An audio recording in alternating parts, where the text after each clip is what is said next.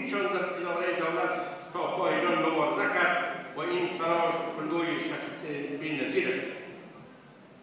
شادروان احمدشاه مسعود تساوی حقوق میان همه تبارهای میهن و خصوص تساوی حقوق بین مرد و زن، احترام به زبان، کلتور و فرهنگ همه اقوام ملت‌ها را اساس تأمین وحدت ملی می‌شمرد و با افراط‌گرایی راست و چپ آشتی ناپذیر بود. او احترام به عقاید و باورهای مردم را یکی از عناصر مهم و اصلی پیروزی در امر مبارزه علیه فقر، غربت و بدبختی توده‌های مظلوم کشور می‌دانست و همه اظهار می‌کرد که افراطیون چپ راست روی یک سکن، آنانی که جهت تحکیم پایه‌های قدرت خویش آدم کشتند و مردم بینوای میهن را به هراج گذاشتند، هرگز قابل عفو و بخشایش نیستند. با آنانی که تحت شعار دفاع از دین مقدس اسلام از احساسات پاک مذهبی مردم سوء استفاده می‌نمودند سخت در تضاد بود. او عقیده داشت معرفت واقعی از راه اندیشه و عمل نیک به دست می‌آید که آن یک موهبت الهی است، نه از راه ابتذال که متاسفانه به نام اسلام عزیز نسبت می‌دهد.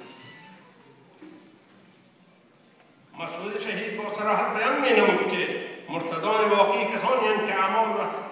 تعلیماتشان به جای خداشناسی و خدمت در راه مخلوق خدا کینه و نفرت بسیار و بار آورد و مردم را از راه حقیقت دور به تاریکی، عبودیت و اطاعت کورکورانه نزدیک شد. او می‌گفت آنانی که دین و مذهب را در چهره مرد خوب به جهانیان عرضه می‌نمایند دشمنان واقعی اسلام‌اند و هرگز قابل عفو و بخشایش نیستند. او عقیده داشت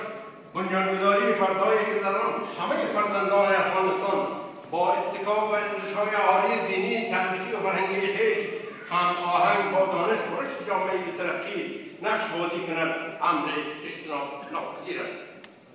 در داو دریغا این ستاره پرفروغ میهن و این ابرمرد نستوه زمان به اثر توطئه‌های شوم و ننگین خفاشان کردن و توریست‌های حرفه‌ای بین‌المللی عربی درست 11 سال قبل از امروز با حرارت آرزو و امید دولتیان را در پی گفت و همه وطن پرستان و بخصوص همسنگران و همرزمان خویش را